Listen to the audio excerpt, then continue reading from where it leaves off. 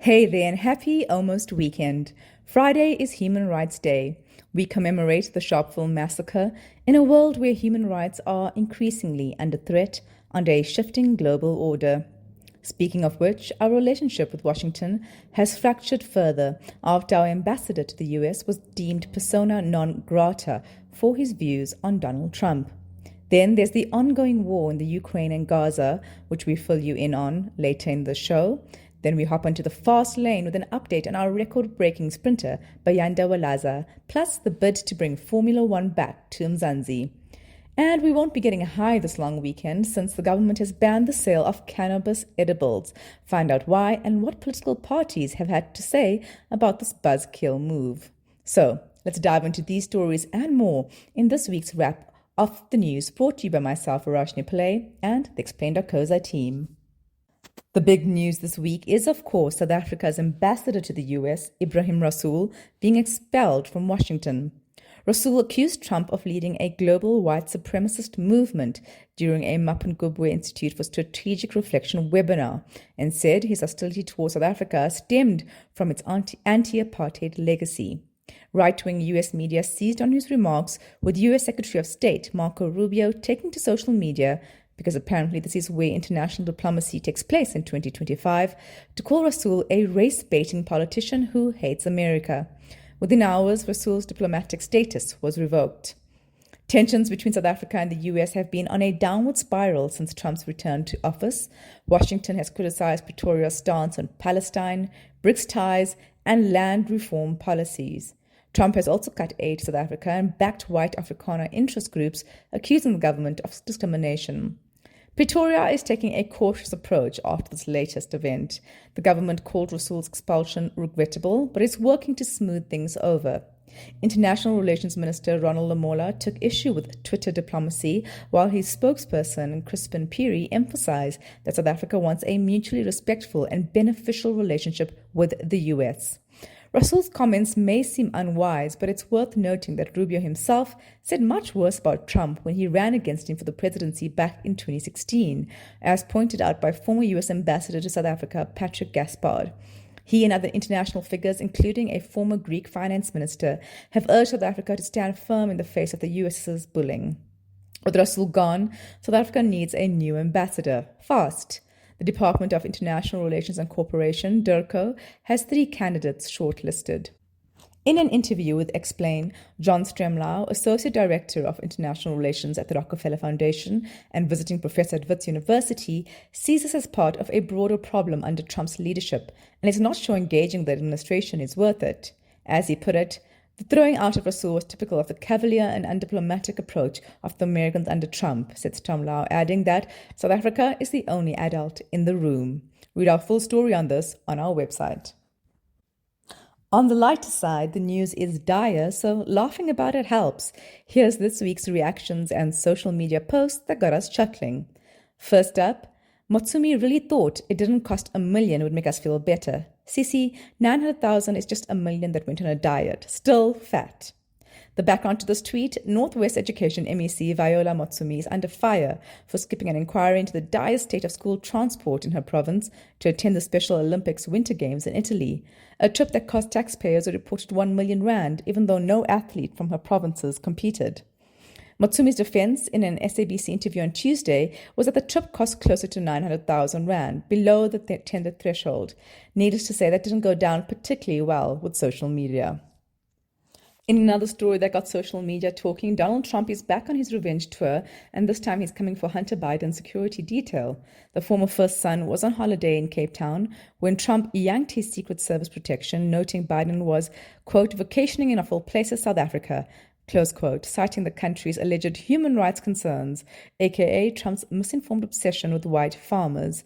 Naturally, the internet is asking, does Trump really think Hunter is safer without security, or is he just mad that South Africa won't let him build a golf course here? Responding to this was well-known South African broadcaster Rudi Hlabi, who quoted Trump's words on currently vacationing in of all places South Africa, and responded saying his wife is South African, so facepalm emoji. She added, South Africa is exquisite, as all the genocide victims will attest. Finally, Kim Kardashian is being slammed for her latest Tesla-themed magazine photo shoot, featuring her draped over a Cybertruck and cuddling a Tesla robot. This as owner Elon Musk faces growing backlash for decimating the US government, allegedly furthering his own access to state contracts and subsidies. As another commenter put it, iconic if that truck was on fire, referencing Tesla's stock tanking recently and its cars literally being set on fire across the world in protest over Musk's actions. In court news, the country has been gripped by the ongoing trial into the disappearance of 6-year-old Jocelyn Smith, with shocking details emerging daily. The trial kicked off in earnest earlier this month. Jocelyn's mother, Kelly Smith, her boyfriend, Jacqueline Apollos, and their friend, Stefano van Rijn, are on trial for her kidnapping and suspected trafficking.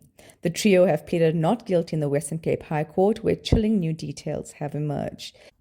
Here are the 3 big revelations so far. Firstly, a police officer who assisted in the search testified that on the day Jocelyn went missing, which was 19th February last year, Kelly seemed more concerned about finding Apollos than her daughter.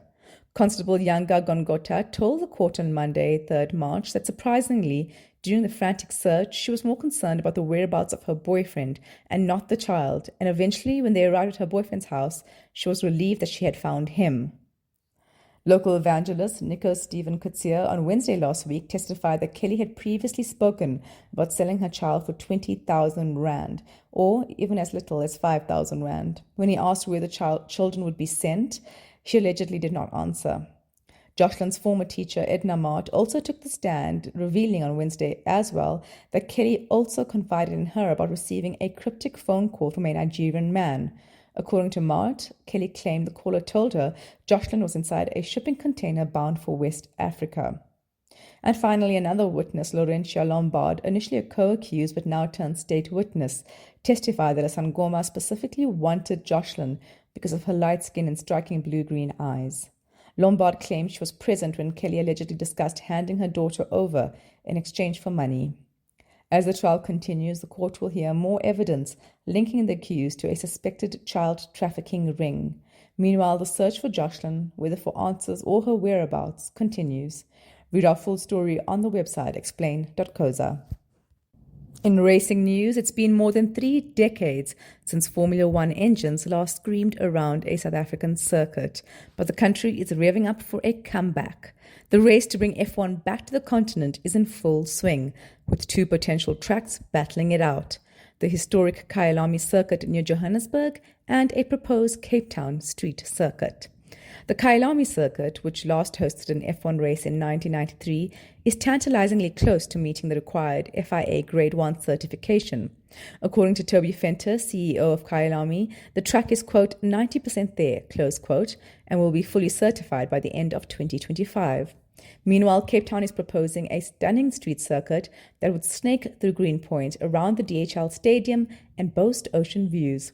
Cape Town Grand Prix CEO Ihsan Amley even claimed the city's track would outclass Monaco. Lewis Hamilton, a 7-time world champion, has been vocal about F1's need to return to Africa. He said, "We can't be adding races in other locations and continue to ignore Africa." Last August, Sports Minister Gayton McKenzie responded saying, "Lewis Hamilton, you said you had a dream to race in South Africa. We will not rest until the dream is a reality." Meanwhile, Liberty Media, which owns F1, has made it clear that expanding to every continent is a priority. South Africa is not the only African country eyeing F1 glory, however. Rwanda is also in the mix, with President Paul Kagame formally announcing their bid for a 2027 Grand Prix back in December 2024. The East Central African nation has made a name for itself in sports sponsorships, backing Arsenal and PSG, and is pushing for a futuristic F1 track near Kigali. However, political tensions in the region could complicate Rwanda's bid. Pulling off a Grand Prix is not cheap. It takes billions in investment and serious infrastructure. Kyalami is almost ready, but Cape Town street race would need major development. Still, South Africa pulled off the 2010 FIFA World Cup, so don't count us out just yet. On to a much slower kind of track. Remember when the Gautrain was all shiny and new, and we couldn't wait to ditch Joburg traffic for a smooth, air-conditioned ride? Those were the days. Lately, though, commuters are dealing with constant delays, technical issues, and even train breakdowns, leaving them stranded or packed into overcrowded carriages. What was once the gold standard of public transport in South Africa is now looking a little rusty. Some background: the Gauteng launched in 2010 as a public-private partnership between the Gauteng government and the Bombela Concession Company, which operates the system. But with Bombela's contract expiring in 2026, the province has to find a new operator, and questions are mounting over whether the system is being properly maintained in the meantime. Meanwhile, critics argue that the train primarily serves wealthier commuters, while billions are spent expanding it instead of fixing the broken public transport system for the majority. The Automobile Association has been particularly vocal, calling the Gautrain a white elephant and strongly opposing Premier Panyaza Lesufi's plan to invest 120 billion rand into expansion. And then there's the operational chaos. Around 300 Gautrain bus drivers were recently fired for refusing to drive allegedly unroadworthy buses without permits, leading to major disruptions. In February, a Killarney resident's botched borehole drilling caused a section of the railway between Park Station and Rosebank to be shut down. Commuters, meanwhile, have taken to the Gautrain mobile app and social media to vent their frustration, reporting that delays have become a daily occurrence.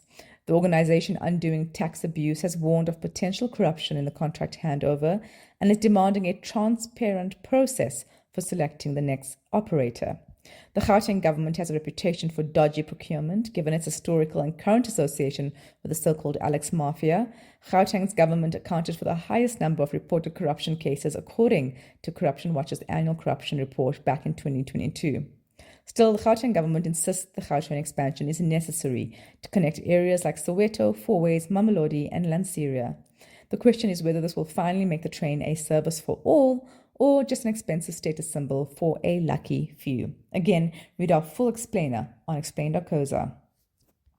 In health news, Health Minister Aaron Motsoaledi quietly banned the sale, import, and manufacture of cannabis-infused food products earlier this month, leaving edible lovers feeling pretty bleak.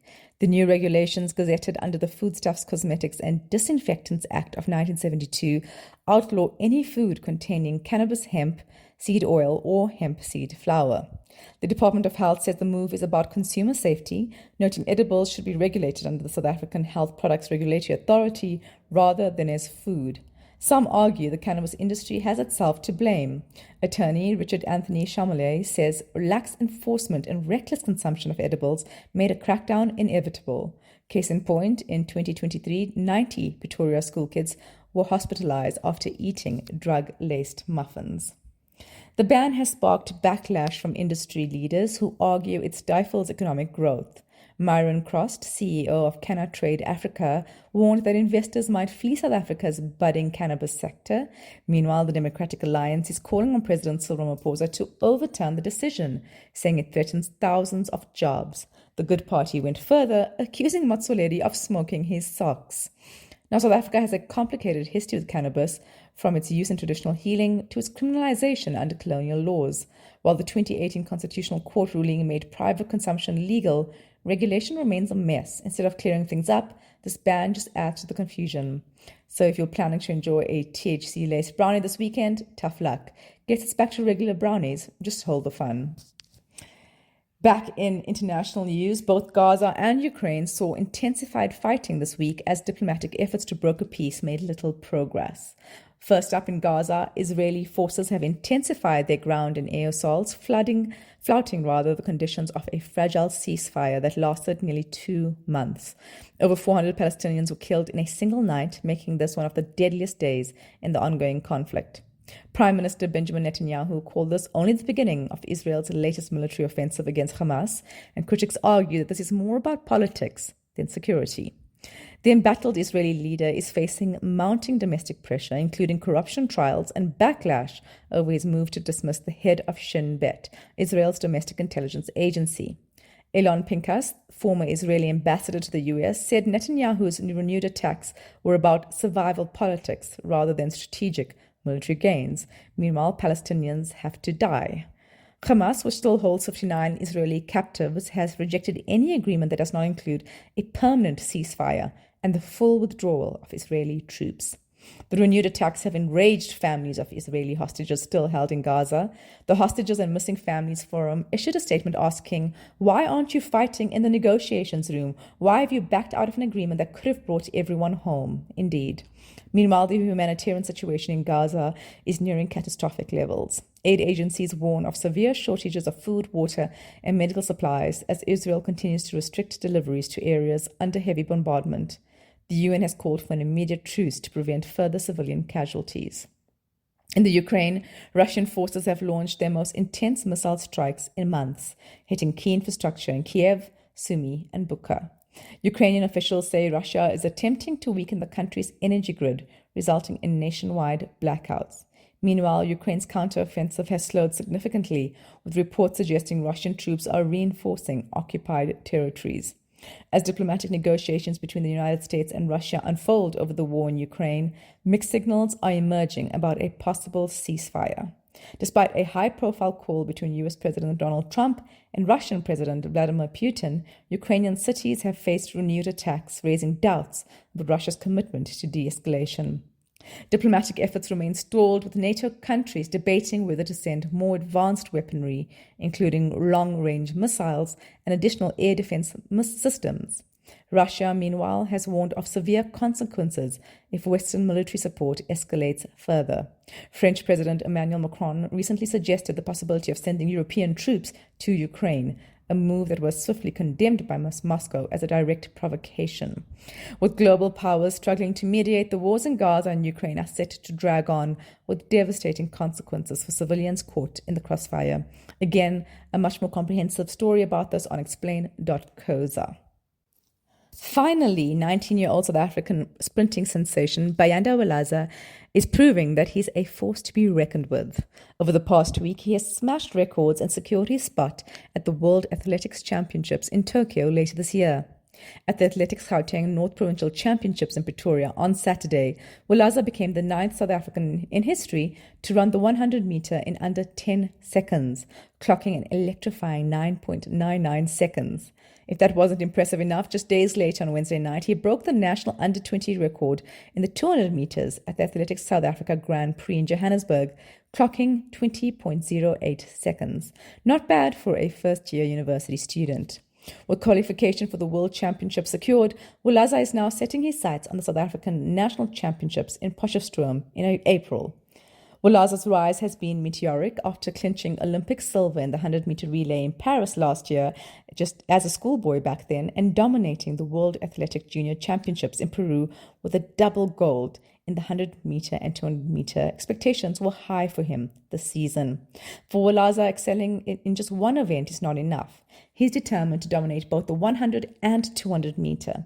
Having already secured qualification for the World Championships in both races, he's now focused on refining his strategy for the double. With his confidence soaring after breaking records, Walaza knows the road to Tokyo will require careful planning. As he said, "We'll see as the year goes, because it's still a long time. September is too far, so I believe we're going to find which one is right, or if I'm strong enough. As I believe that I'm strong enough, I can do double." Walaza's journey is just beginning, and if this past week is anything to go by, South Africa has a future sprinting superstar in the making. That's it from us at The Wrap, an award-winning product of explain.coza. Simple news summaries for busy people. The Wrap is sponsored by Explain's agency division. We specialize in content marketing for purpose-driven organizations, often with a pan-African reach. Email info@explain.coza for a quote.